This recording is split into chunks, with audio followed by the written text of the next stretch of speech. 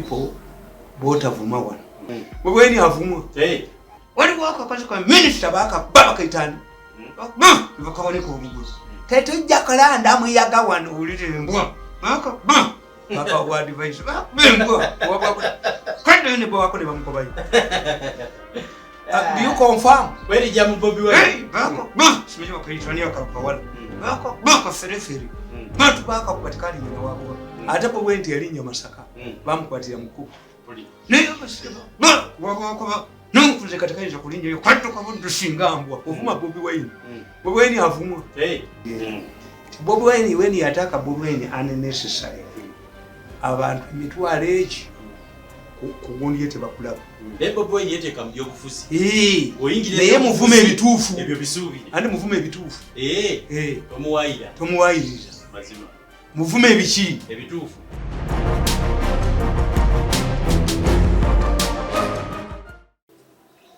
Me, the way I look at it, you can create a crisis to Museveni over finances.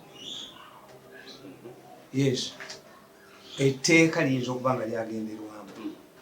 create problems between the Museveni and the finance institutions. Kakati nibajja bamutega mukachi 22. If Museveni does not assent to the law, to the bill to become law, bali batandise okumwogerako nti centers jawa mubasias tu batunulira Bobi wine nga babimuwayiriza wali wako kazi kwa minister baka baba kaitani bakabone ko bugulu teto Jakalanda muyaga wano ulite mbwa baka wa device mbwa kande ne bwa ko ne bamukobayi. Do you confirm? Where did you Bobi wine? Simije wakaitani akapawala. Baka fereferi. Bantu baka kupatikana nyina wabo. Atapo wenti yalinyo masaka. Bamukwatira Mukutu. Neyo basiba. Wako nonkuze katika hizo kulinja yo kwatoka buntu shingambwa. Ovuma Bobi wine. Bobi wine avumwa. Bobi wine omuvuma aguddemu ango. Nabagamba there are people botavuma wano. Tugunda tavumwa. First lady tavumwa. Ne Chigongo tavumwa. Because they are not in the habit of provoking people. I see. They are not.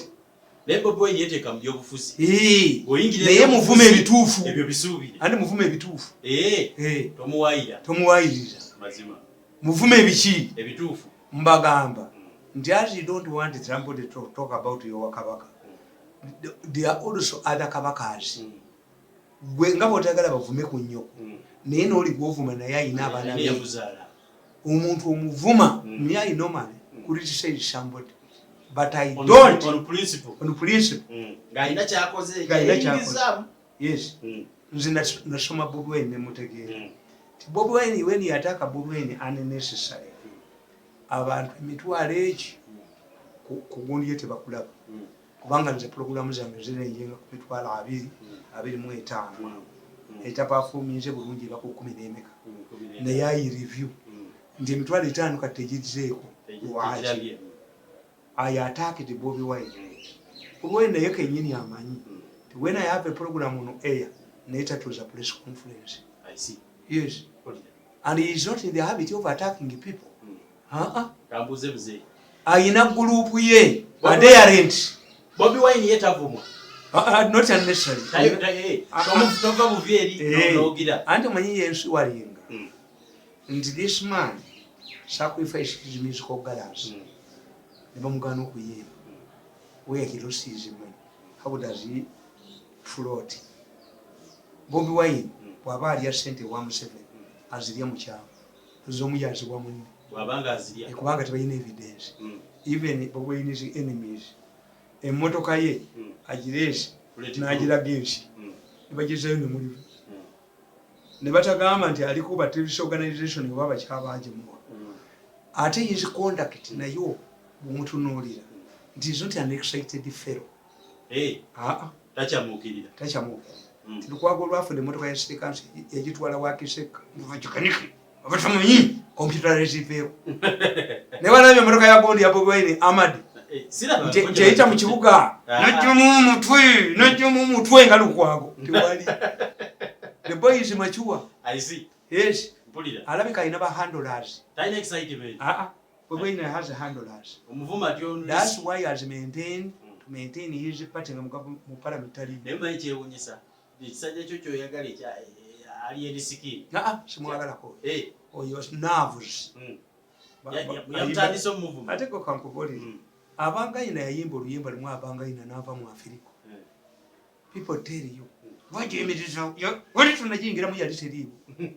I know nerves. Especially for me, I'm a lucky man. I'm 60 something. But you go to somewhere, somebody na jako negalubindi. Ono Mirundi ono. Ono Yorubachoya. Ono yani nibuku inflating.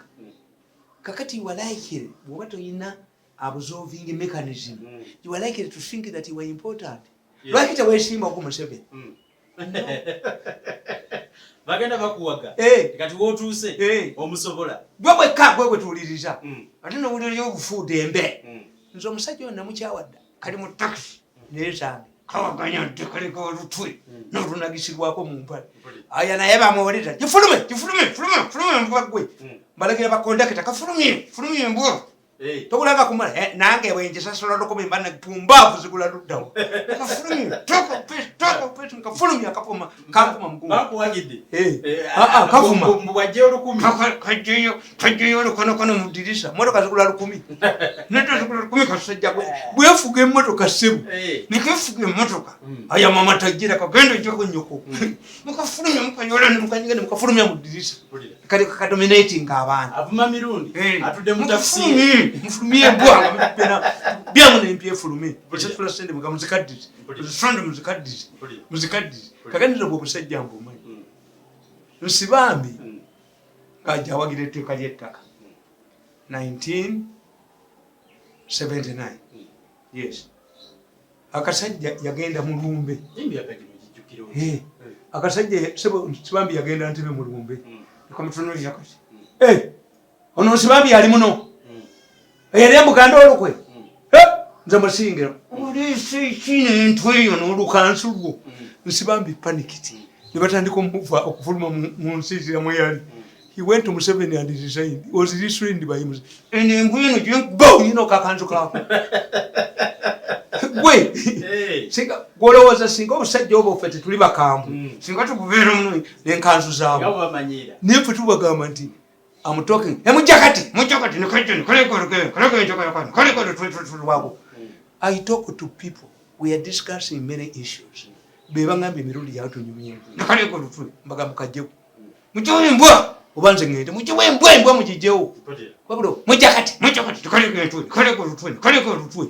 Buyina intimidative mechanism. I see. Oyinza kutuka mu charge notula ku ntebe kabuli omwaji faako. Semwagere one time told me. Nti yali mu motoka kujenka. Akakaje kaka. Mulimo ichunya. Mbo mulimo wa deep. Mbobubwa. Nungwe mbobubwa dominating omukole mbobubwa. Ekisajja ekirala. Yefuga akafu. Ekisajja ekirala kyali kisiza mulondo. Oli mulondo yali minister.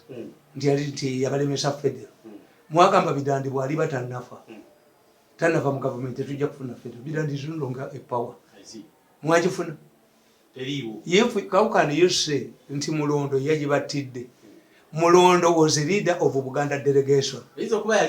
No. What if you changed him? Twakite mwamukyusa ne muleta leader omulala nti ono atuvuddemu. If you go with the coach at a tournament, ne mulaba nga ayogera n'aba-opponent, what do? You sack the coach. I see. Lwakite naye abasajja bwakabaka yekka. Ekisajja kati kyafa n'okufa kyali kifere. Nali nkikubira ku mukolo. Nga nange kyakalupinkola. Mulondo agenda okuziika. Ekijja kyogera kazindaalo ne kyali kisajja kibi nnyo. Kirina omutwe gulinga bwe guti. Kirefaananira bwe kiti oba n'okona bakina ab'ennaku mmeka. Kyeyite ky'amaanyi nnyo ku mikolo e Masaka. Ekijja kigamba kyagamba. Bannange nga tuli mu nnaku yaffe ey'ekitalo. Ate n'omulangira oba yali omulangira Mulondo watuukidde. Mumanyi kyeyatukolako federal ne batandika okuvuma. Bateeka Mulondo mu mmotoka. Nudda muyimirirawo. Muyimirirawo n'omuntu bali kanzolo. Temujja kwogera alawali temujja kwogera. Wano birigwa. Birigwa ng'avuganya ne Ssebaggala. Ebyana bya UID byajjanga ne kimufukamirira. diet okutunda akabina birirwa nakikuba olungi ne bagamba omusajja omwana abadde amubuuza bulungi amukubye naye nga tojogeddwa. Yes, birirwa yagamba when I was in exile nze nalabiriranga kabaka aziteekawo tuzimuddizaayo akatuyina nagisi mu nyuma nako nekwogera namboza yakuŋŋanya sente naziwa profesa Nsibambi muzikuŋŋanya gwakazimba bimeka. The moment you fail to stand up against this intimidation gwevaawo obuyinza n'okuvumira ku buko nze gye nabasa onvumireko gwe balukanzulwako kalujjawo ne bakabaka ku kaakika. This is an intimidative mechanism. Nga bano kye bayina ti when Bohozi gets a successful rally and deception you highlight among his house edivating eki omanyi muzee amongi yazimba ennyumba controversy eteriwa yazimba ennyumba yagina eka simanyi buli omu mu kiseera ky'obwavu buno bali gaggawaladde baliko ddi abagagga bali gaggawaladde bonga bo bolinda nabaga nti kuki abaganda ffe tugaa twekisize a person cannot a good muganda cannot take you to his residence omuganda okutwala ewuwe tasobola. Omuganda does not display his wealth. That's our culture. Omuganda tasobola kulaga bintu bino ejjoogo lye bayina n'okubba kwe bayina. Y'omwe ayina muganda waali muki mu poliisi ye ali mu magye oli ali mu revenue authority abakazi nga beenyumeza ffe tugenda Christmas gikwatya London nona nafukula wakola. This is the problem. Naye emuganda maani nga mubbi ayambala esuuti eki emu nga nze bwondaba nti nina esuuti za mukozi 40 neze almost za kale emu. But because me I'm attracted to cream omuganda abeera n'esuuti eya black zino bulu neve bulu zizebozi zino reddish eya Bobi Wine ezo tezaali zaawa tuzita kaakira. Omuganda tayambala suuti ya kaakira mpale enzirugavu suuti enzirugavu n'essaati enjeru. Yes, is a Muganda dressing. Nazo naggule kawembawemba zizibuzi ne arrivals. Yes, kakati bano bayina strategy. So when you follow their strategy nga toyina counter strategy nti ennyumba teyabaddeyo Anita Amongi okuleeta ennyumba si yegireese badde baagala kuba byamu ate nga yasasudde attention edde kuki ku nyumba bagamba yasasudde ani yasasudde Anita Amongi yawaba Amawulire yes anti fe Abaganda tukugamba akatali kabbe okali osuulawa amagumba osuula muli awo. Nze bwe nabeerera omugagga nga n'emutwalo zijjudde buli maka zijjudde eza takisi waliwo agasajja agayita wano nga gali ku gundi gali katunda manda is that egundi gye batereka emmotoka parking night parking oba za muntu omulimuga kyetwasomera kyekyo teweewuunya sijja kweka mmotoka zange ye difference yaffe nti gwe bona atunda amanda n'omuzukulu ono atunda amanda ojja kwongera ziyita night parking. Naye Muganda tells you nti akatali kabbe oli osuulawa yakolanga mu banka abuyudaga abantu abalina privileged money abajjanga tebayina waliwo yava ne kabani kasente mu buyekera waliwo yakaleeta but the rich people maybe people get money because of amayumba gyegali. In fact for me I congratulate nti yagikwese kakati is up to you. You dig where you stole the money. Yes. Oba manera undali. You put ye challenge. No. Nedda. Zaffe nanize yazimbye mwenju. Nabagamba nti waliwo good example mu America. An American soldier sergeant yali tayalinga. Bwali tayalinga. N'avuga devoted mulokole. Katava mu church. Asking God for a miracle. One day bamubalira retirement benefits ekyuma kyamuweereza obukadde $3 n'azimbako church nagulya kanena yezimbirako ennyumba. The intelligence traced him. About taxation. Ne bamugamba, why didn't you report this man? The man told them, I'm a Mulokole. I prayed to God to give him a miracle. I thought it was a miracle from God. Kubanga, how could you have you? How many times have you made this mistake? It was, I thought it was a miracle from God. I had prayed for. Yes. A long time. That's what is a miracle. Your machine is to send money to me. How many times have you done it? Your efficient computer to send me big money, bigger than what I earned, because I did not cheat. You don't have any claim from me. It was your mistake to send more money to me. To acknowledge that it was a miracle from God, I've constructed a church and a school and my house. Kakati kutuiza gamba amonge enyumba ya amonge enyumba mu kiseera kino muli gaggawala ddi nze nakula ku kyalo abantu bangi muzeyi balina sente. When you talk about poverty, yes, you hide it. When you talk about poverty, nakulya mu kyalo ewaffe nga sukaali laatiri egulemu sente 4 1 shilling 40 cents laatiri ya sukaali 1 kg. naye nga ku kyalo kuliko abasekula ebikajjo nga kuliko abagula sukaali nga wanakawere. Dictated tikiro y'ennyama emu ngegula siringi 4 n'ekitundu nga ku kibada twakiyitanga kibadanga kya Nsonga nga bakudizaayo 5. But did everybody eat meat?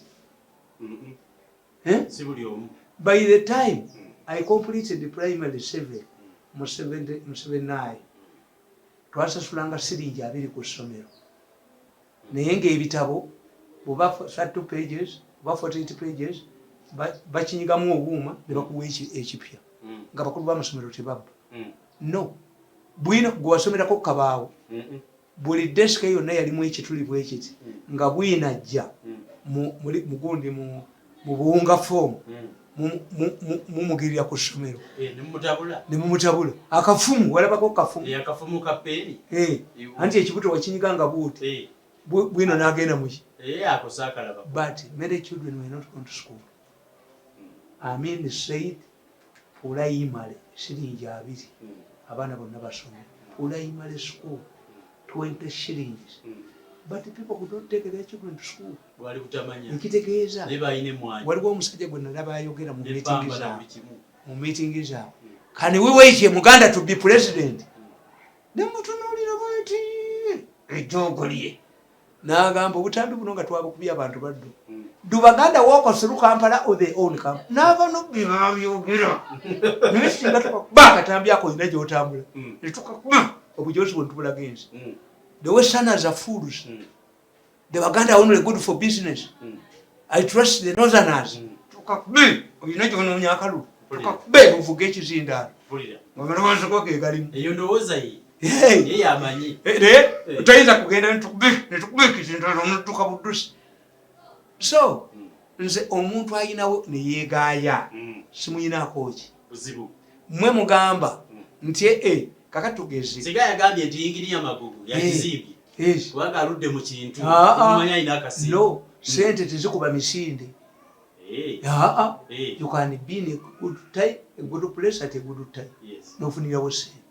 You can be short-lived in government when you go and again.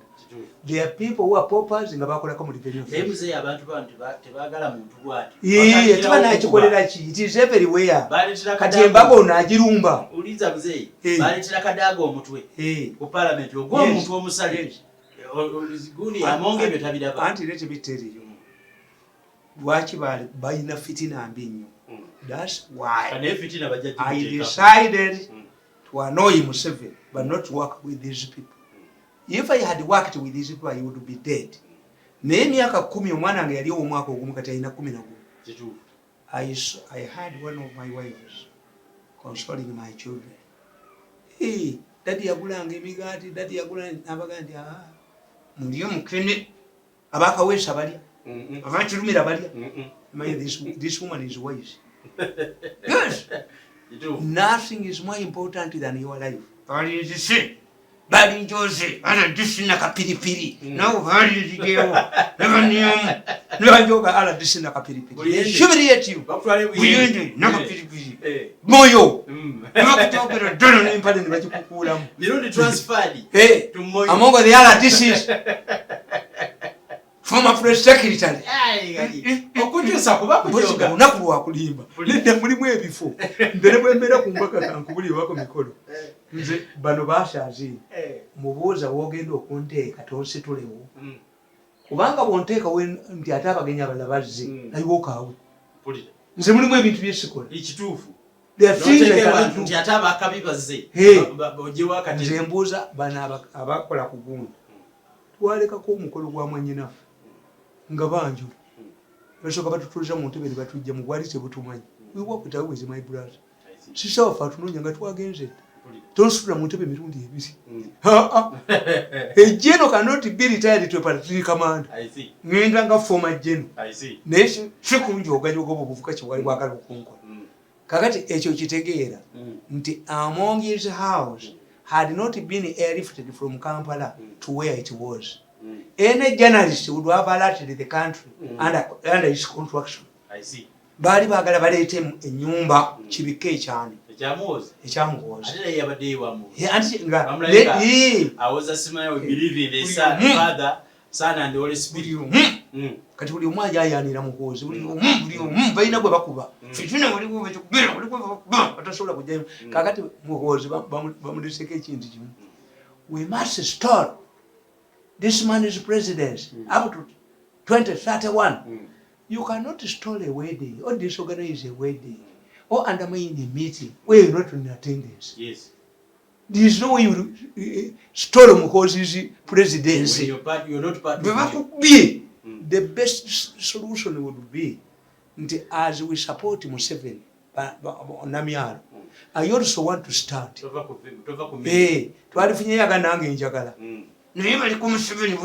But if I play you tapes of yesterday, Ngogati Museveni had made one HB where will you go? Barumba Muhozi at Venus for a backup position. Quite a long go. The name was the federal bill to take up with Madisia went to you back and a studying a meeting. What's for by saying that I'm covered on 20. Some of the people who are financing these articles have not been seen in the media for 10 years. That's why I celebrate. I see. But big in Embalaga, I'm not in mobile. A chidori, which might can be moved here. If I'm trying to media center, you need a better. You need a back among Castle. You must go to NBS. Where you got Princeton, M.i.S.O. Let him be a Kokabila Kirab. Attack me one noon. Oh, no, and you go yoga. Yeah, okay, you were standing up ground. Yes, what would they want? Sit there, you. I'm like a pig. Have no reverse here. I have reversed only one. Okuda radio yabala wa wengese mukamu ere ekirala kibata notices kibata wandiseko kumukozi visit the appearance of Mwenda at public rally ani yali amulabiye tatera kugenda Mwenda is a desk man, is an office man, but why did he appear to the function babadde bamulwanira Mwenda yadduka yabaddukamu Mwenda yadduka. It was a clear testimony. Police don't wait for me. I'll never come back. Let's say Mwenda ze mulabanga opportunist. Abere Mwenda yakuba Museveni kumutuza. Mwenda musajja. Awana Museveni nagende wakakame. Mwenda musajja mugezi. In fact that's where Mwenda scores over me. Mwenda scores over me. Nti Katonda yankola nti okuswala. Ene nsito kya kuswala. What is important is your strategy and what you want to achieve. Do you know that Mwenda at one time was arrested at a Sally's place? This is when we try to cross to know. Nabategeza to move humiliating. That was a time Mwenda and Mulaba meeting in Gina. Now Ganti look. When they say Mutoro, they say Kolabatola fools. They treat us like Yavita Babaita, Abambo, Murutoro. When they look at us, If you work for these people, you surrender the money they cannot give you. Abalusula. This is but rich gas like abalusula. Naye tewali kye basobola kula without mwenda. Never. Sijuwa. Mwenda is a ebiri mbabulira. Ebiri biji. Mwenda ya basoma. Ngwana ngo bwenda basoma ejogo lyabo myaka 15. Mbamanyi. Na basoma nnyo. Obujozi bwabwe bwetololera. First of all nga bana akujoga. Oyina okubeera n'obulwadde. Ogenda ofukamire ku ssente. Olwala ngo weddi. Nga tulina means. Oyina ogenda ofukamire. Bajja kukunirako. Bakugende nga bakasuka buli wamu. 2. When they know you are more interested in government handouts, bajja kujoga. Bajja kujoga. Until recently, now we must but we didn't know that Mirundi is very close to harm. They are close relatives. Bali bagala okubba ebintu byawa. Kati tebankola consider ekola. Balowooza ndi mwavu nnyo. Wafunuka mu mpale. Kunjo akabakanyi. Kanyi nkomewo. Kyabalema. They are not started my color. Ekyokusatu kye bayina. Once you fall out of government, oddayo mu poverty. You slide into poverty. Nti former vice president Kazibu. Naye gagamba kati wera. Simanyi. Teriyo. Is an advisor. Mufiri seat bayina gwazanyirako. A former vice president bamulimba sente ngo agenze kusoma PhD bamupromoting ewe. Bayiwe ni byanyima. Bini byanyima yeye yakifuna. Wandera ali eri. Olabayo katuwenga bamusa ate katuwe bamukuba. Abaana abo babikaze ekibadde nkugamba. Manyika ziwe kye bamukola abaana. President Museveni yagamba Kazibwe, sit in my office so that people give you respect. Era Museveni yakyogera n'agamba tinaleeta Kazibwe abamaje bamukubira salute. Agitating for power. Museveni is mentioning things. I appointed the Olw'Embeera because he was babysitting Ngozi. Museveni is a nice man. Tells you. He tells you. Why? Why? He tells you why he's done something. Yes. He tells you. Chono government ye. Akati ye bintu abiwa bakuyambye nga muntu. Kibakola Kazibu abaana abo tebajja ku principle. Abantu abo tebaligenda mu ggulu. They are locally, but they will never see heaven. And inside of heaven. I see. Never owning a church. The examination is in heaven. Bajja kubiko. Amache bakola kazi.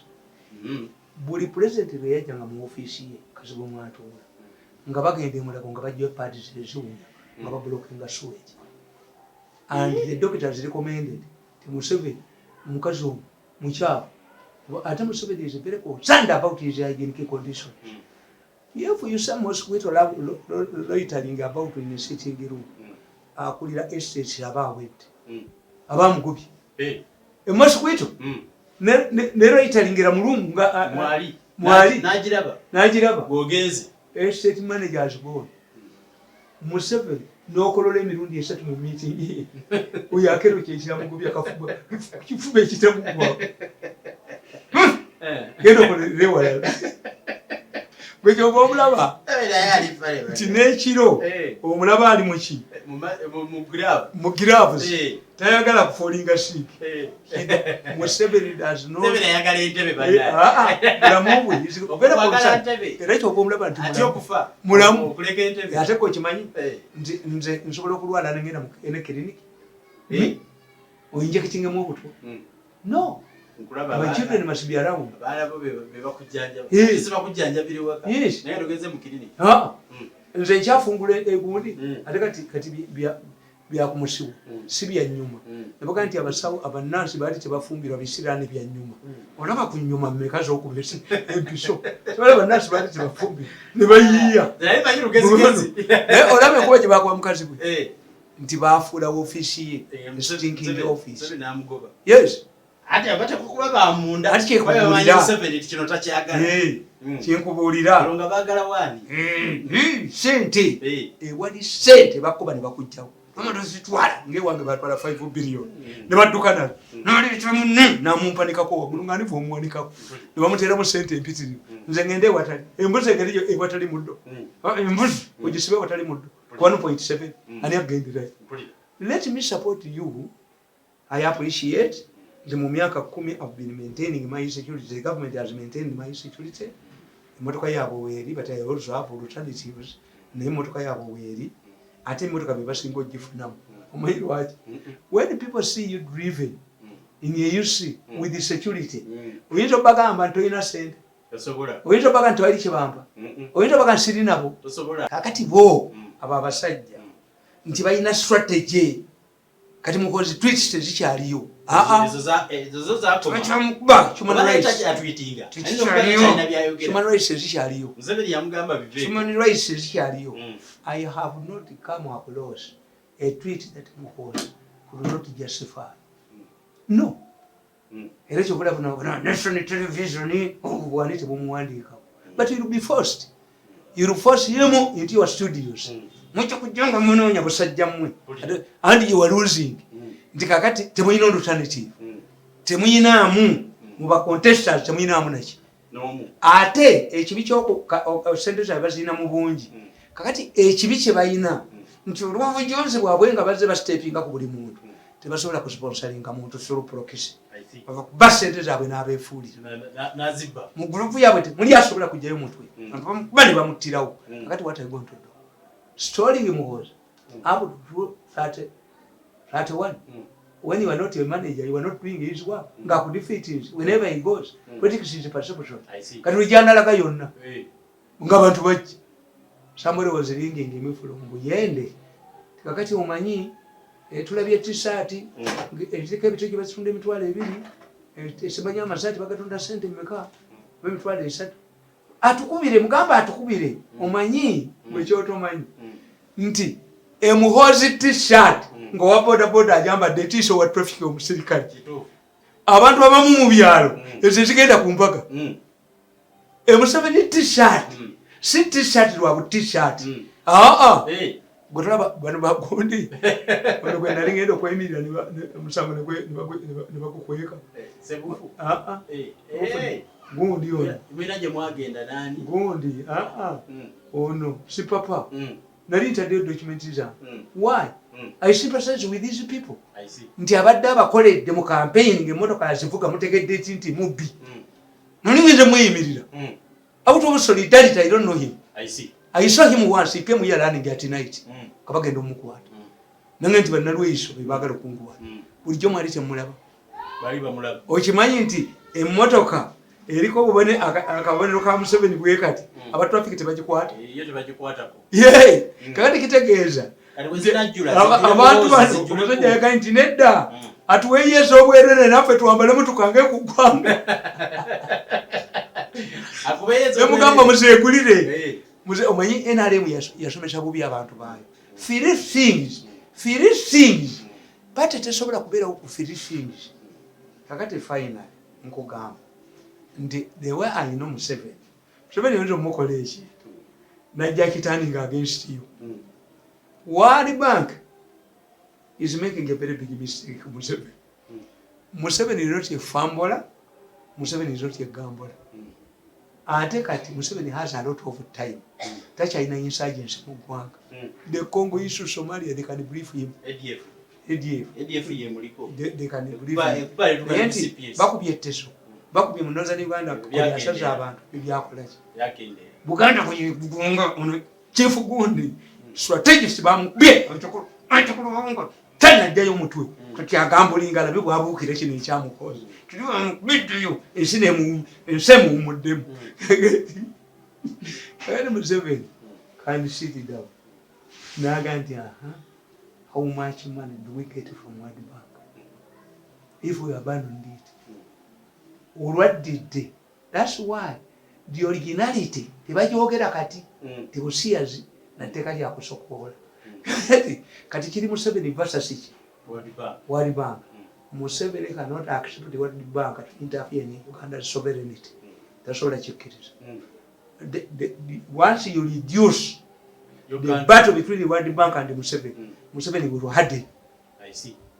But if it was originality, nti etteeka ly'ebishiyazi lirese kino nga kikyayogerwako but they wanted to hide ba architect biteekere bekukumi n'amakandula kaabwe n'ebirevu eggwanga baalireetera akabasa n'abakaba palamenti baagala ddyogerako kyobalaba oli deputy speaker yabaga nti twaliisa nga tumanyi repercussions why are you panicking abamu ndoza tebaba bakola yes kutegeera wali yaseera once you reduce the battle between Museveni and World Bank, Museveni will have it because Museveni can calculate nti sente za World Bank ziri mmeka 40% of the budget ziragawo. Can't we work with the 60%? Ate bw'okola analysis abasajja bano tubakolera nnyo nga tetumanyi kati ababbi bwe badde babba kuki kwezo eza banka bwe badde babba 40%. Ate bazungu bannaabwe anti wulira anti bw'osoma foreign aid ekubuulira ti foreign aid accepting ezze kuyamba ggwanga and is negotiated by credible people. Nti abasajja ba World Bank badira bagundi bawa baminisita bawa bamusomera ekiwandiiko kya volumes 50 tayinza nakisoma musayininga wa tamanyi implications zakyo nabaga nti when you look at the agreement waliwo ekibiina bakiyita peace kalangala simanyani investment yani under that agreement government ya Uganda gyakola ne kalangala a Ugandan can be denied access to kalangala. Serious? Muteka mwekiri olw'ebinazi government yatiseni muteka ekyo mwekiri. There is no canoe or boat capable of carrying 10 kilograms of ebinazi that can be allowed to dock on Bogala Island kwekuli ebinazi kati kyani ekiteeka who signed minister kyateekako omukono. Yes, who signed?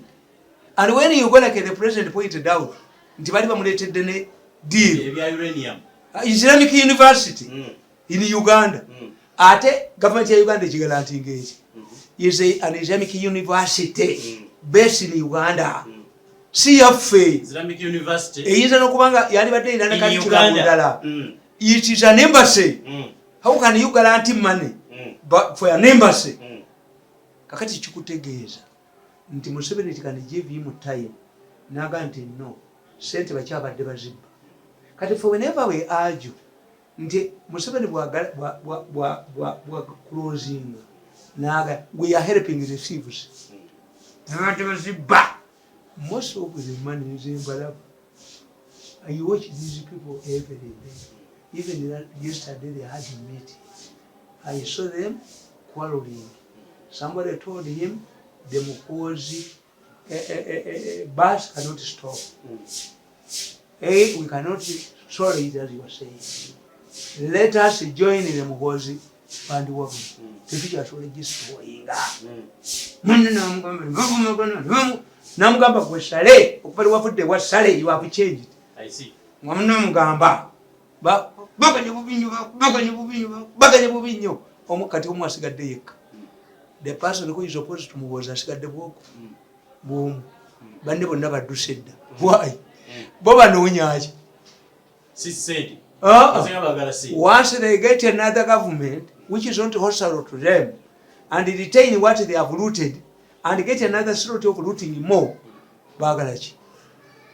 What do they want? Do you believe there is anybody in Uganda that can provide a peaceful a good environment, the retired Museveni, than his biological son? Which rose? Even Museveni can say, I can't go the Museveni has studied the to Uruchinyata Nembusi Zebazide. Ngapai, former vice president, Yalimushi. The Kinyata family, vegetarians. Namle State House. Yes. Yalimukuteza. Nagamba, Yagambi. Nti me, whatever happened, I agree that Ruto is my president. Softening. Olira ilo odinga ye amanyira obukambwe bwe. Takwatanga ku power. Sigaje kwatako naye nawulira abantu kye bamukola. Kakati ono alaba family ya dignity ya Kinyatanga egenda. Oyinza n'okusanga omusajja ze naga nti why is it called Jomo Kenyatta International Airport? Is he the one who fought alone? Aye yasibire kapebulia yekka. Change the name. Moya ino lunaku lwenga baluyita Moyidde. Baluwera. Gundi Rollins yino lunaku lwe. Baluwera. wholesale people. Yes. Namulaba ku ka video ng'agamba n'abasirikale abakuuma nnyabo babagyewo ne babaza n'abaana be nti balina emmundu. Not a year. Not a year. It's not over a year. And the person who is doing this, bayambalako essaati emu ne bambalako ettaayi emu. I remember Uhuru Kenyatta telling Raila Odinga, buy more tablets for ulcers because I'm going to rule 10 years and the Ruto is going to nebakita Ruto Hulu. Namulekera power again the head. Surrendering is power. But surrendering the mantle of power. Najirekera Ruto. Without fear. Ndiajja kukola ki? Kakati ekyabatabula kyali ki? Ye succession. Bw'olaba wamebitisa Museveni kati mbiraba. Kakati succession ogiraba. Bwe succession ogiraba. Bw'olaba nga succession. Museveni yawaga nti is not a change of guards. This is a fundamental change. Bw'olaba nga ADC wa president amuli emabega yatambula ne power. Once the president loses power peacefully in an election atalinga wemmali manya wa Nigeria, what do? Omusajja oyo ADC wa Museveni ava emabega wa Museveni n'amukubira salute n'agenda ewa successor we n'amukubira salute n'adda emabega power egenze. Oyo yakwata power ADC aba ne power. Mukika bwekiba mukika onayogererwako empewo. Yes, bamukyusa luvannyuma kubanga kati nge Kenya buli president bamukkiriza okujja ne ADC we boogera olulimi. Kakati this one will get a Kikuyu gets a Kikuyu and niba bajja ku headquarters. Naye buli lulaba omusajja ono ng'avudde mu president. Omusajja we mwavu abeera wa Museveni. N'amukubira salute. N'agenda akubira ono successor we salute n'adda emabega ono takyalina power.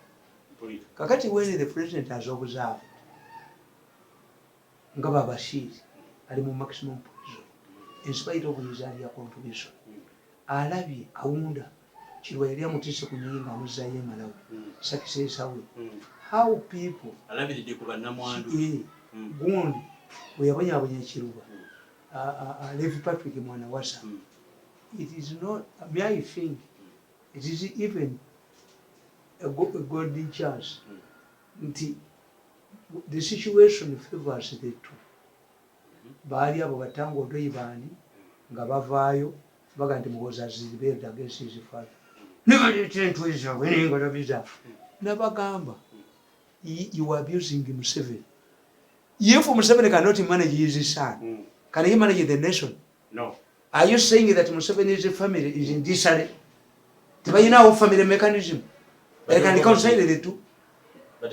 Yes. Ngentweza we bachiwalinje zisejjembe zivuddeyo. Omwana atabakete gwani. Omwana atabakira Museveni. Ogamba professor we Makerere. Bayina gye bajja ebyobusiru. Waliwo yabalimbanga. Waliwo yabalimbanga n'abagamba mu kibuga nebabawayo ssente n'entwe zaabwe ne batonda obuyigirize bwabwe. May I say the earlier, there cannot be a battle between Museveni and his son over succession. No. Museveni cannot fall out with his Mukozi, the Avenger. And Balimba, Rasigadde no Bulimba when I'm Kutiaga said. So, I'm very interested in this situation. I see. As a political scientist, I can read everything. Mzeja said Kugama, Nita Mongi Baga, saved Semujunganda for being impeached as the chief whip. No. In fact, it is my book. And the FDC is saying, because why don't you, what do you? For me, why do you meddle in affairs? It is here. The party where you read. It is here. Read away. Alibakam. The parliament is driving the city government. Parliament has taken over the Nabaganti. It is a parliament in the driving city of public affairs. It was a parliament that was censoring corrupt government officials, including powerful ministers. Parliament could handle people perceived to be so close to the president, like in the oil debate that shook the government. It is a parliament that seeks accountability from government, and questioning human rights record. Parliament even handles wrangles in the markets where the responsible ministers or local authorities are failed. Such issues of markets, meddling into markets. Parliament is a purely a legislative assembly. Ekola mateeka. Naye Parliament meandered, which is good. Parliament must be populistic in nature. Abantu bagitegeere kyekola ki. The Red Cross egaba omusaala, esimba emiti, ekole popularizing it. Nti UN yali yalina ba peacekeepers. Kati yalina combat people. You popularize. You grab the powers that did not originally belong to you. If the other institutions are sleeping, n'abo nabo basobola okubagrabingako power. Nga buli kintu kyonna mukitwalayo ne bakiddamu. Mukitwalayo. Kakati abalamuzi bakikolako ne bafuuka sabuni. Until Kadaga gave in, n'abakkiriza bafune sente zaabwe up to date, bakuba amateeka ga Parliament. Nabo ne bafuna sente. They are judges for life. Ne bwe bafa basigala bafuna emisaala. Beetuukira mu national coffers, which the framers of the constitution had denied them. Kakati waliwo naawe lw'okwata power yo. Nti at one time I had become so powerful. Nga ne baminisita bantya. Yes. Kakati such issues are under normal circumstances should not be under its responsibility, parliamentary responsibility, because parliament's role does not go beyond legislation. However, as a political institution, it must be opportunistic, which has already high public ratings. Constitutionally, good parliament yakadaga. Yes. Parliament yakadaga 85-star. Zoyogerako ratings are 5-star.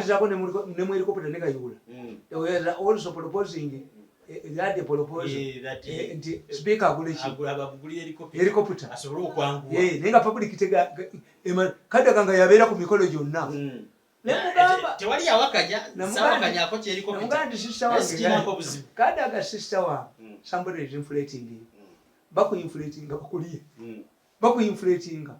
these are not your genuine friends. They are inflating you. Kubanga abantu mulala. Simusebele abadakuba.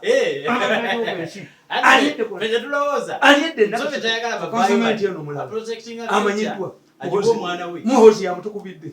Muhozi amukubine yonna ali mu tisale. Mulaba takyali stable ngalo. Niwe bati bakyakubide. Kakati nkugamba. In this same book, I pointed out that an NSSF chairperson who believes in mob justice is always more popular than the one who believes in the law.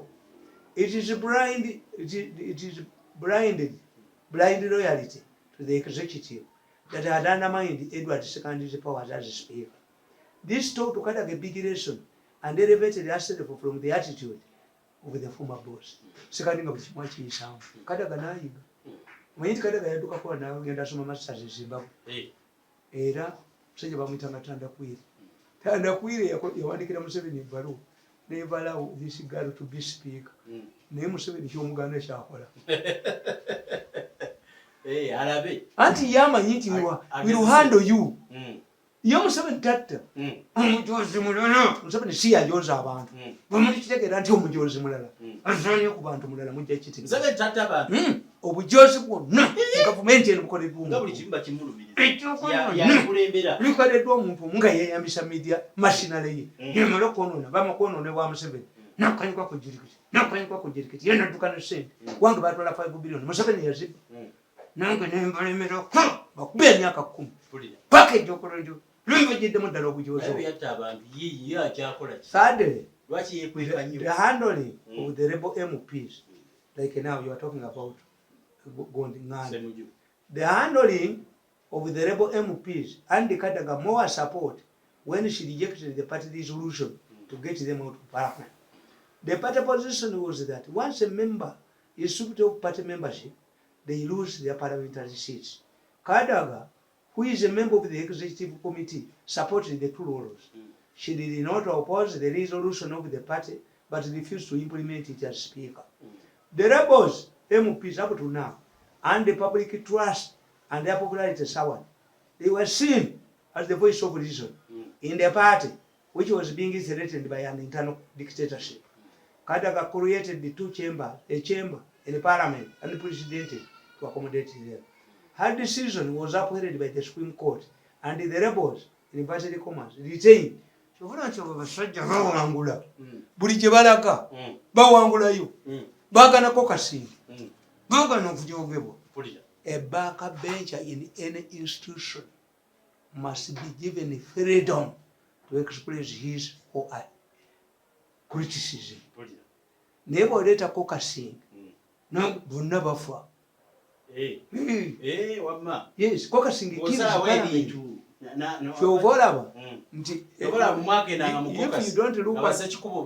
if you don't look critical about the performance of parliament, opposition people are very few, but they perform better.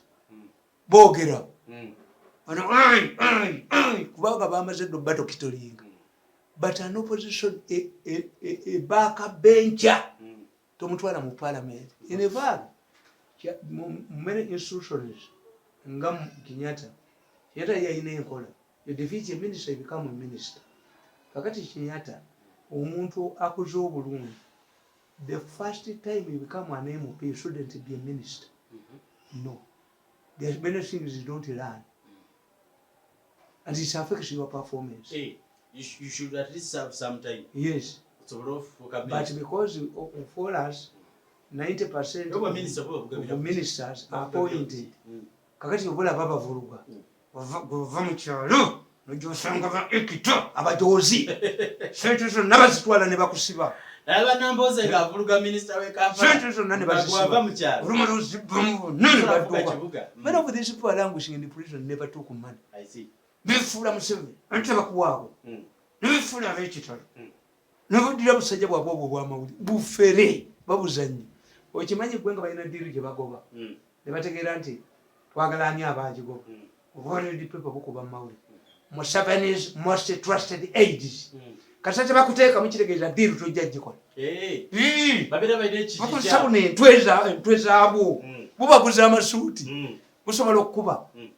Museveni has sent Sunday so to the vetting process nga tebiriyo ko ata ani anawakanya kubati wali amanyi naye nga bwekye buyina nga bwentwezaabwo ekibuliko Museveni yetabisoma ono iginowas ono gwe bataddemu balina kye bamukozesa nti ogenda kubeera minisita buno bwentwe buno obw'amawulire obwentwe bwe bakozesa.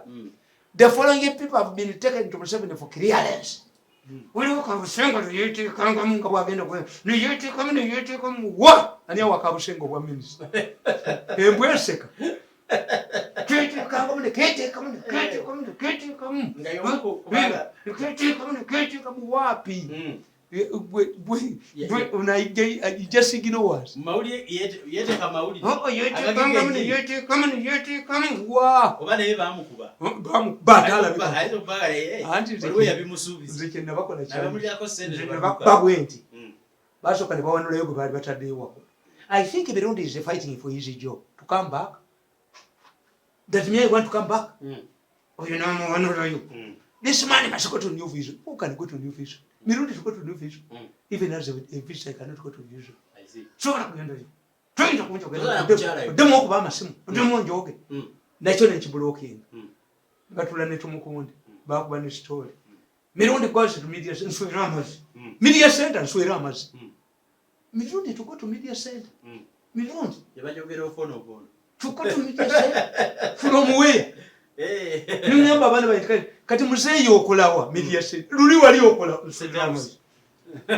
Nze ngenda wange kwebaka era nava wange ngenda mu state house era nava mu state house ndalaga wange waddawo what I miss wadde mu state house kana luli yes era nebuze change tegani okyusa actually motivated by eri ogamba wali abajozi omaze okutwala 5 billion adduse nazo 5 billion adduse nazo alesewo munne bamwongezeza sente ntimbwira gawa but you don't have feelings.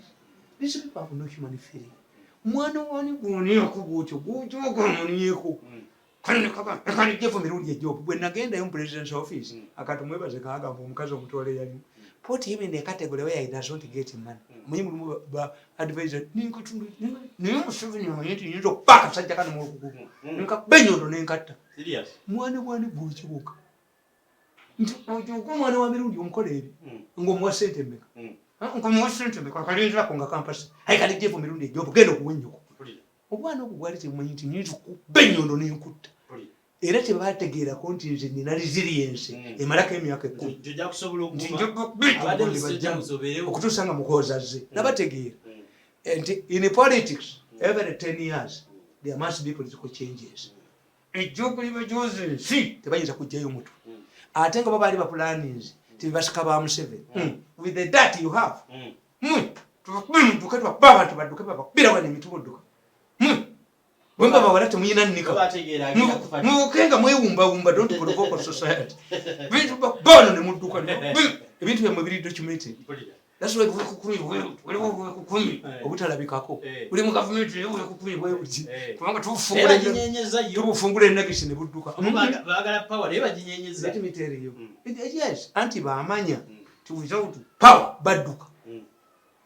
Naye omuntu omubbi bwakuba olugine lutegula ayina kudduka kati olugi lulimi balina kutema baliwali bajja okudduka oba tuteekera omanyi you can take a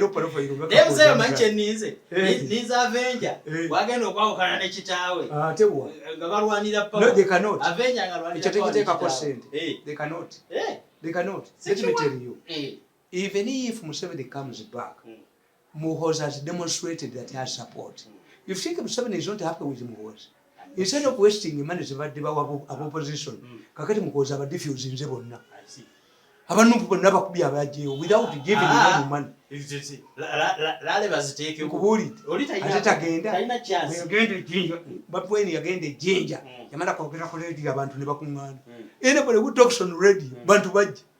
Natiko na gako nedda samanyika gani agako nedda. Why you were very rejected in the first place? Ya agako na wali wetafali erikona. Embidde bwe ekona tebadda mu. Olizo. Politician ba Uganda bonga. Yawulira akakubye jange. Luli ekyakusuula kyali ki? Kati Bobi yenyula mulambo mu nnyanja. Gukolera eki. Bagwa ddabano. Alabona kankubulire. Okujjako ngo ina chance y'amaani. Kasitoyitibwako terms 2 eza parliament ng'owedde. Because even the money, even the public life, okubeera mu bantu to wait, to float. But don't think about Museveni falling out with his son. I think at some point these people will sit in their sitting room and decide. It's now 50.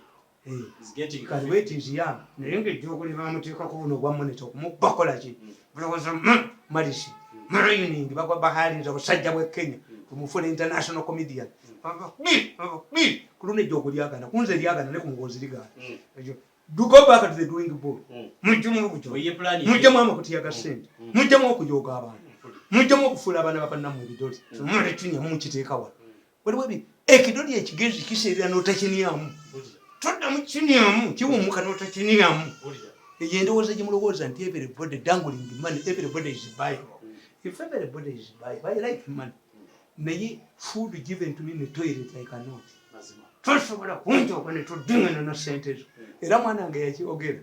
One of my tormentors yagenda ewa principal private secretary.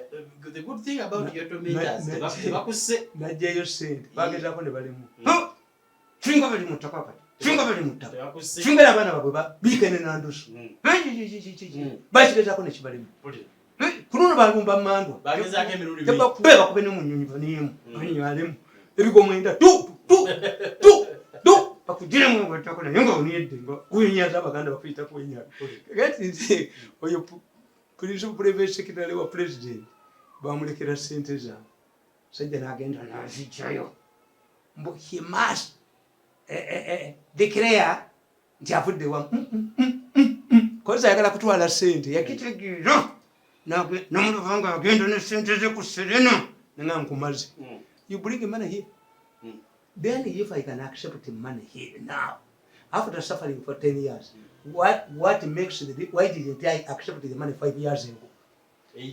Ngakati nengera omusinguzi nkomyewo ku nsi funye dignity omuzijako teyakimanya yagamba instead of wasting this money with Mirundi let me use this money to fight my discipline. Ayina discipline movement naye yakana kutekingo yakana kuvaawo buli omwadduka buddusi buli omukatedduka omanyi politics bwabeera politics bwomutegeerera nti ogudde mu kabi ba agency bo tebakomawo kasole banga buli omwaddukewo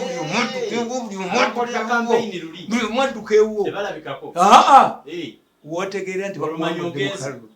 When you know that you've won, even your non-members come to celebrate. Anti munange mbadde wo eri nagenda okundi butanyiigira era nakakuwadde okalaba kaliwa fetukugamba nti success has many fathers but failure is an orphan. You will see many people going flocking to muhoozi kuba kati ye future mubagikola ki. Even if Museveni stays in power, it does not have 10 years. No. Ekitegeeza the future now. What Museveni has done effectively is that has remained in power. Has a group that is agitating for his state. Very good. Bagezezako waliwo nembwa eri Masaka. Museveni akabadde. Museveni ndako kazi. Kazi nako kali sente babagamba buteekamu budwafinga ennamyalo. Ezimbwa bajja zikuba. Concentrate Namyalo's resources is a good strategy. Half Namyalo to agitate. Never mind muyingira muba mupira webamba. Webamba bakasindise kagende kakidwafinga kabemse. Webamba kalinga kakajoke kawulo. Obo bonna bwaddukayo. Namyalo yabana muli ko kimuze. Bano webamba ngaka kajoke kali kagenze amuwize chairman nentu yako kakati finally ndabagambye ndi mulimu ebintu byemukola eshotira nebibaka fayali National Security Fund bajejemu mu debate lwaji tibaswaza the one they appointed in never Guno. Sanjo bwefulu obwetekezinyo kala wakakamba ekagera kakoba omukazi omunyarwanda mu investment authority naki so sungu bweyina ko bavi buli dduka kiro bwagenda ako nekaleta propose mu crisis ya covid mubawe midterm tikyali tekikola ate midterm kiruddawo tikiriyo. You have said and you have said abaana balya ekyemisana n'ekyeggulu kakati bodi etuula etya nga emmere eriwo gye muyina nemugamba muteekewo n'ekisala budde. It means additional money. Yes. Kati National Security Fund erina ba statisticians abaali babaze sente zo zifuna dde ozifuna olitayaliza, which means that money is not kept in liquid.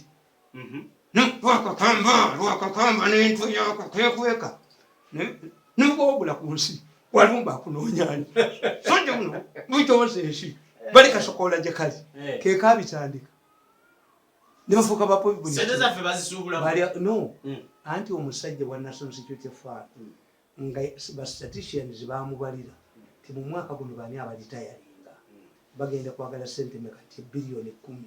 This is a billion 10 z'oteekawo no operations z'ekitongole. Other funds are invested in long term investment.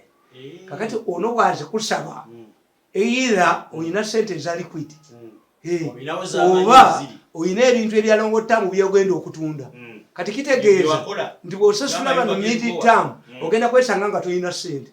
Ono omukazi mukamuna w'obote tebabibala. Ekyo ekitongole kyali baddemu economist amongi naye munange oyo maama we Munyarwanda Betty maama we Munyarwanda waliwo ekivuguto wekikolera ekivuguto ekiruga waliwo ekiruga wekikolera nekikuteeka awantu waliwo ekikweyimirira n'ofuna waliwo ekivuguto lwekikweyimirira yakobya wa NSSF yamugobi anti Yesu si kumugoba. It is a crisis. nti yes kyotegedde kiri nti esente ezalina okusasula mu myaka 5 ozigyeyo kati oziwadde abantu kyokka sente waziteeka mu bikalu ng'obaze nti omwaka bagenda okufuna bwe bati ekyo kirina kugwa National Security Fund erina kugwa oba gavumenti giteekamu ki sente kireka yezijjamu nazijjawa nazijjawa nga oli NSSF tubulire properties erina mu yazijja ate togamba National Security Fund lunaku ekola amagoba ekyo kisoboka eyinza okuyinvestinga kati ettaka lino eryerubowa tebali developinga bali mu langozi bali muri golangozi bamusasa gagali ku board manyiko bagagera nga gono nekagoba manager gitu bane mukazingiza muko bamusasi mu lujjude kule badde nonko jwala go nini okbamulubuto ebintu ne bifuluma agala nikadduka kubanga mu na planning okubba ebintu temu bya analyzing properly I came out and say first of all this number is exaggerated abantu abina sente mu National Security Fund bali tebasukka million okujjako n'omusajja yagenza encouraging private people why nti gwe bakutemako sente baswala mu National Security Fund if it's a registered company a private company kakati many workers many managers tebazitwala another case nti many of these Indians the Chinese tebagaba permanency bayina bano nabano bateekawo mbu bainvestors let us examine pakitoteza abachina bakyabazikola bitisiba mikuku era okugendayo nakwetika baaccountant setting tebalina kyebatuyamba ate babijja bweru nebakulima nti babikolera wano Museveni n'abayimbirira are you going to China to bring gondi manufacture here bano babimanufacturing ababireta kulole waggulu babireta kiro babireta kulole muchina omuchina mukubba muyitirivu nnyo teri abbanga muchina tabikola omulasa china bwaba yakwagadde omulasa akuwa military technology nti even if you want today US wants today to capture Syria tina kyekikola everything in China is Russian ne computer jazikyusa kagenda bakibala America nti ne batuwamba olwaleero Syria it can take us 10 years oba 20 okukyusa abasajja ba nabo bakibala bagezi abawano be batabala nti odidde lwakakamba nakatweke yakozesa gavumenti ensobi nabali buyola lwakakambo badde buli kabo wagirana kakuba omukazi omunyalwa ate nze baŋŋamba bampa ettaka lyange investment authority nekaligaba naye nekwaga bwoba waligaba lwakakamba bwoba wagaba ettaka lyange nga kituufu oliba onaaba ebibiri nebigwa nebasigaza nga kalibwe kati notegeera emandwa ebibiri nebigwa nosigaza kamu nga kali ejogo nerikugwamu nomanya nti watabalima so the issues are clear temuhozi race ajirimu ne tatawo and I don't expect any conflict bino byo byabagamba simanya ya 1 million mekasimana asitwala wa gwali obaddeko mu bitongole ebyo buli omu yefula ate bwe baba nakubba nze babusajja mbanenya ate olumusi banenya is a highly educated man gavumenti y'abantu tugikoleramu tulina obujozi ante tomanyi nanyiniyo waliwo ajja okusaplayingamu waliwo ajja okugyayo sente oveewo bamala okubba sente nebekokona bwebati bayinza okuga nti sente zakaluza ekyokubiri Museveni talabwa anti bajja kujja bagamba nti Museveni yabatumye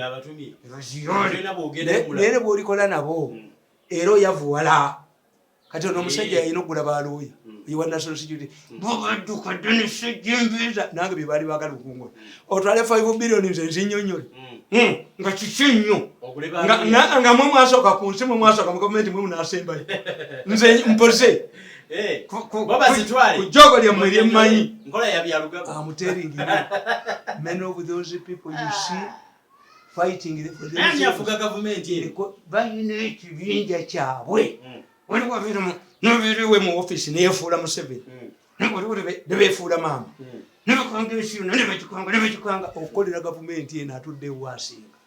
Yes. Serious? Ate whom are you going to consult? Somebody has said is authoritative. Akugambye nti sente z'akalulu ate bakuwako yadde ekikumi ekyokulya bwe ne bagula ebizimbe bo ne badduka abaana baabwe be baana. Kakati ffe tukiyita systems analysis. If you study how this government operates tugikoleramu gibeere mwenda akolaki mwenda alina mumulimu atobeera nakifo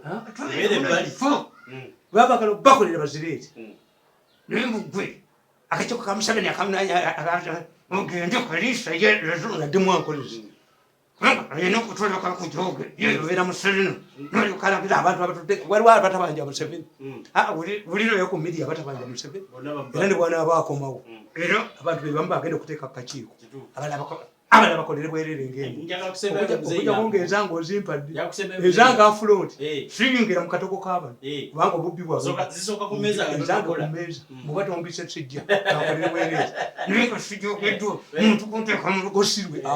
Njagala kusema Bizinensi kubuuza kino Amonge awoza mu abamuhozi you believe in the Father, the Son and the Holy Spirit. Who is the Holy Spirit? Yes. Holy Spirit yani ani bw'abayogerako sandi tumumanyi ne Father tumumanyi. Anything that is not harmful to the two is the Holy Spirit. Yes. The Holy Spirit ne muntu. Nga Father waliyo Son jaliyo. Yes. Holy Spirit ne yaliyo. Is the Holy Spirit. What is telling you Mukozi is no bad blood between the two. No. Is no the Father and the Son and he is telling you I'm obedient to my Father. Contrary, only you take on sin. Na yakubiddwa. Nziri wange neteekamu n'omwenge nenzina amazina nengenda mu musozi bamukubidde nga ndaba ana mumpadde nemulabako ng'ennyumba yagirimu ng'abalala bonna abantu bamudduse alla amusasudde yambira bwereere naye alla amukubye nazo zijja kgenda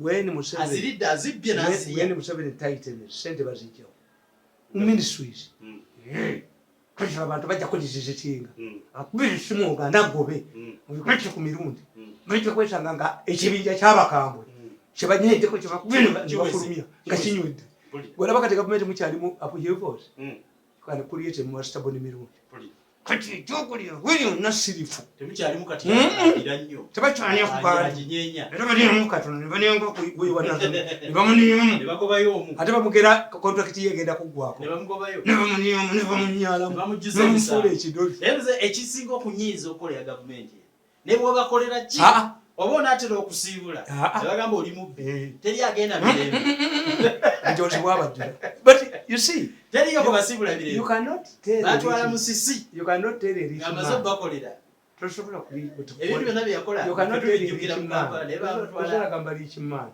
they don't know how to use your money this is how they have survived bamula okukuniyako ne bakanywa ne bakomyawo ne bakuniyamu bwe balaba assignment bakomyawo kasabula abassignment ng'oli muwanvu bakujjukidde teri akujjukidde oli wayagala okusundula empalaaniya teri gye bakujjukidde nakamu bakuteekawo ne bakwavuwaza wabawo akaliwo bwekati n'obwalala disibakuwera nze Katonda yanyamba ne mbakolemu for 14 years I studied their politics and I wish mu bintu mukozi byabatajjamu tajjamu ebintu by'okujooga abakozi baetaaga omuntu akolera omusasule yes uyu mulala naye ate ensobi ezisinga ziva mu bano abakuba amasimu abajooga ensi abanyonde ku ggwanga lino abaliryendeko olowooza nakyobe Museveni yayagala mugabo taba mujjawo yalifudde kadaga yamujjooka mulala nenankabiro wanudde obutambi bulivaayo nolaba badde ajooga abantu mu gavumenti naye abantu ne bamusongamu enjala obadde ojooga ensi nga opera nti bajja kukuba nawe kujja kusanga hostile environment ekube usigaze kakati usigaze kimu nti you can be enjoy privileged wound whereas as long as Museveni is in power but what about the hostile mugozi gwokubi nani yako nakwati edala ku recording ngo muni yako munyalako yagenda kukola yibana akwata power maybe they reconcile febe muni tukone mutunyola kuli wali akasente kange nokatwala olowooza nkeera mu kyaje wakakande wakayanja keera mu biribiri nebinyokeza mu muliro nebinyokeza ebikubamu akasana ka myaka 10 nekatontomuka siza keera kusoma sikeera mu kyaje ebyo biri autovite bisana bali bisana bakulaliza betogone bali kutemera babisimucho nani kifo nawe nokakana ko talisana kusabira waliwo obujozi obwetako kubera mu bali nga bali beba baboka wetutyo wetutambudde bututulu kino mutani wambole n'abato kuzingezi kutabale joko ziriya bali ya kiganyi tutera abashuma tubasibudde